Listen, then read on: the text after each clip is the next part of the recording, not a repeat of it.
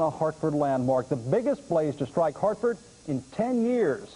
Tomorrow, thousands of you commuting to work will drive by what used to be Royal Typewriter. Tonight, still no word on a cause. Arson, though, has not been ruled out. Tonight, Channel 3's Leanne Sewell has our story. The charcoal smoke billowing over Hartford could be seen in Springfield and down to the coast. At 7:30 this morning, some Parkville residents saw flames coming from the abandoned Royal Typewriter Factory. Minutes later, the rear of the block-long building was engulfed in fire. The police came to the door, they banged on the door, and they told us we had to get out. Melissa Boulier and her family were one of 5 evacuated. Over 100 Hartford and West Hartford police and firefighters responded to the 3-alarm blaze. 10 trucks, each pumping 500 gallons of water per minute, worked on the flames for most of the day. Other firefighters from around the state came just to watch. Yo, Caprio! Hey, tired or what?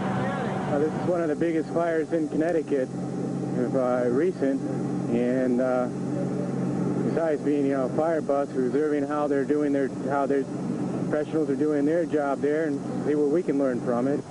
The Parkville community has mixed emotions about the abandoned plant, built here in 1907. In its heyday, the Royal Factory employed over 5,000 people, many immigrants just getting started in a new land. I'm feeling very sad. It's a pity to see that building go down. Every time I go down 84, I reminisce about the old days, and now I guess I won't be doing it anymore. Watching a historical place go down like that is really sad.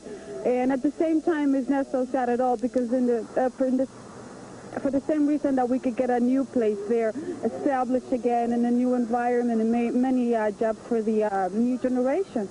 Over the years, there have been a number of proposals for redeveloping the property. Last year, Father Chris Rose of Grace Episcopal Church thwarted a plan to put in a high concentration of low-income housing. He also asked the city to have the building torn down. It hasn't been properly secured. Homeless people were living in it. We were concerned about their safety. Several people have been electrocuted by the wiring, which wasn't shut off inside the building. It may be a blessing in disguise if all goes well. Perhaps this opens up the possibility for new development a lot sooner. Father Rose says he believes the fire was set intentionally. The fire marshal's office will conduct an investigation. In the meantime, firefighters expect to be on the scene at least another 24 hours, controlling potential flare-ups. Leanne Sewell, Channel 3 Eyewitness News on the Night Beat.